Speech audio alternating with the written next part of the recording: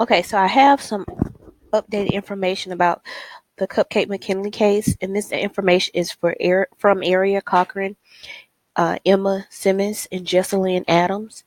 So Derick Brown actually had her hearing today to determine if there was enough evidence to send to a grand jury, and Judge Clyde Jones will be sending this case to a grand jury.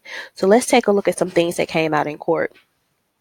So Derick Brown today appeared in court regarding the death of 3-year-old Kamille Cupcake McKinley. She went missing on October the 12th. Her body was found on October the 22nd.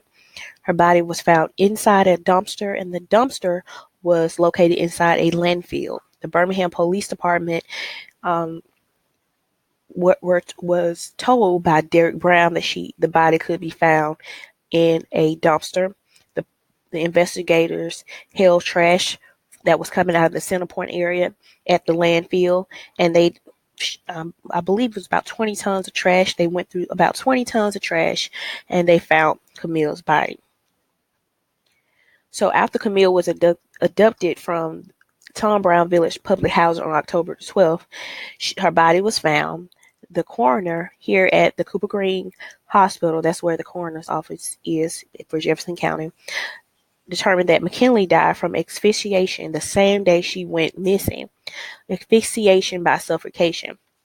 So during the court appearance, Derick Brown testified in the interview that she saw Stallworth sexually assault McKinney in their apartment.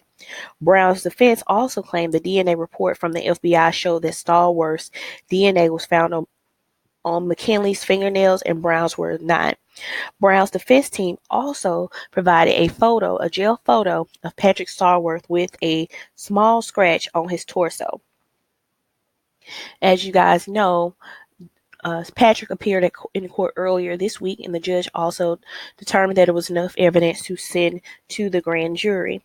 Prosecutors stated that around noon that day, Patrick and Derick Brown were together all that day. They were passing out candy to middle schoolers, which in itself is suspicious enough. And according to a witness statement that was presented in court on Friday, Brown said to another young female that day, "We were looking for someone who looks just like you." So this is my opinion here. To me, they were passing out candy, probably laced with drugs, trying to entice young women or young people to have some type of sexual encounter with them.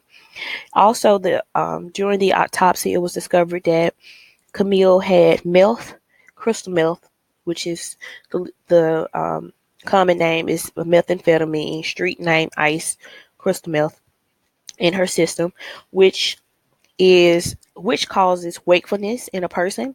They also found trazodone, and trazodone is a sleep aid. It can be used to treat migraines. It can also be used to treat alcohol withdrawal. So during Stallworth's hearing, he basically is pointing the finger at Brown.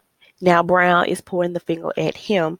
Both defense teams, I think the angle they're coming from is to have the other person look more guilty than their client.